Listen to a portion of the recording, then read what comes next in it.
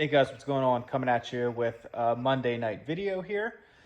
So I just want to do a quick recap over basically what I think is going to happen Wednesday and tomorrow. So market sold off, panicked over the basically from weekend news saying there's just a lot of global tension right now all over the place with Russia and U.S. and China and U.S. and Greenland, and nobody really knows what's going to happen on Wednesday. So, market sold off heavy this morning. I actually took that opportunity to buy the dip. I did buy a little bit more of Amazon. So, my Amazon position is one of my core holdings. It's fully built out, but that's kind of a play that I view long term. It's going to be in my projection. It's going to have a 15 to 20% compound annual growth rate, probably for the next 5 to 10 years, from where we're at right now. In my opinion, anything under $200 is a buy and should be, well, is in my portfolio at least a core position.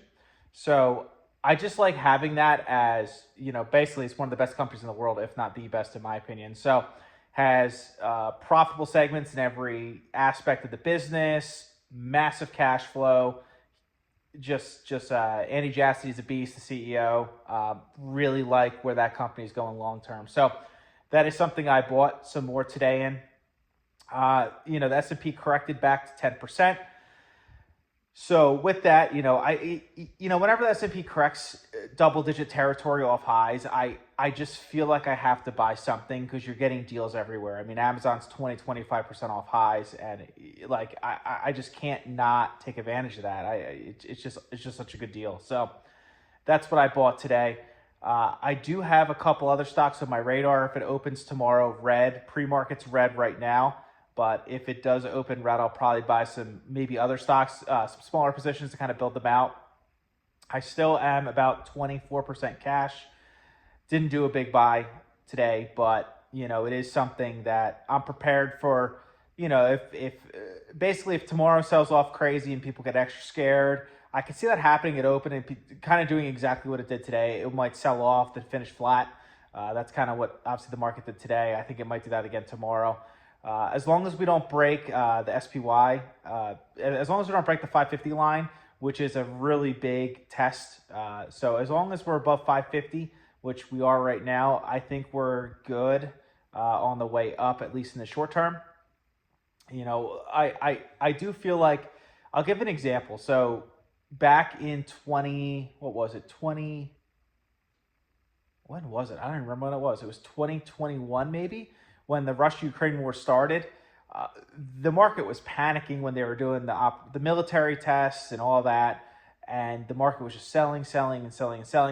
Well, the second the war actually happened and Russia shot missiles over to Ukraine to basically start the war, the market started rallying off that. So I do feel like it's a very similar situation right now with the tariffs.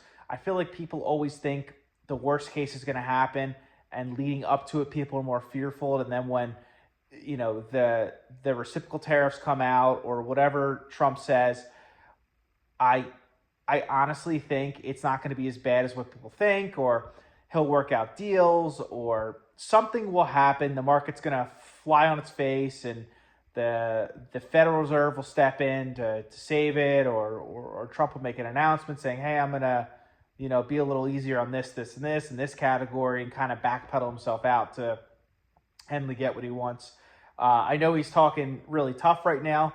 I think he's doing it. And he's doing it very quick. Is because he only has 4 years.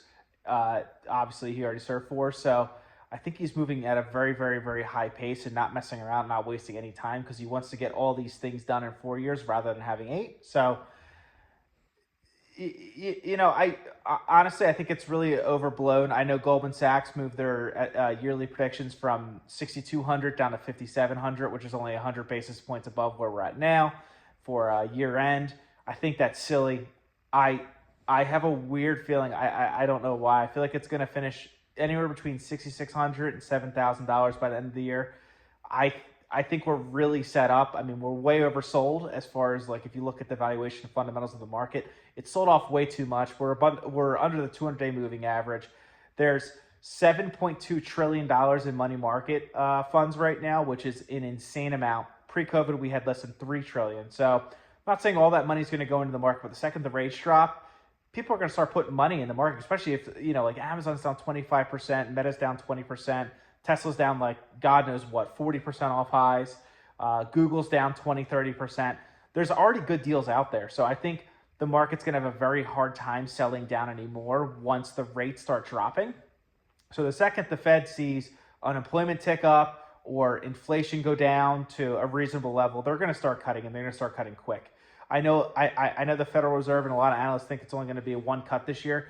I think we're going to see 3 to 4 in my opinion, and there might be some 50s in there, not just 25. So that's all tailwinds and bullish for the market. I really think this tariff talk is an overreaction. It's just posturing. It's just a bigger picture, set his feet in the ground and do what he wants to do. It's not, he doesn't, he has a bigger picture, and I don't think he's being very clear on it. The reason I say it is because he's flip-flopping back and forth. But so my eyes, I'm still long. I'm still, believe in this year is going to finish up. I think rates will be down. I think inflation's going to go down by the end of the year. I'm still very cash heavy. So I'm prepared for really anything. If the market goes up, I deployed 10% of my cash sitting around when it was real frothy, when I was taking profits in December, January, and early February. So I feel like I did that basically perfect. I don't regret selling anything. I'm happy with what I'm still in. And I feel like I got control of the situation right now. So that's all I got. I'm trying to get to 1,000 subs by the end of the year. So if you like this video, make sure you subscribe. Basically, I'm a long-term investor. I share my inputs. My portfolio has done quite well the past couple of years. So just basically free advice and voicing my opinion. And if anyone appreciates it, just hit the thumbs up button and hit subscribe. Until tomorrow, later.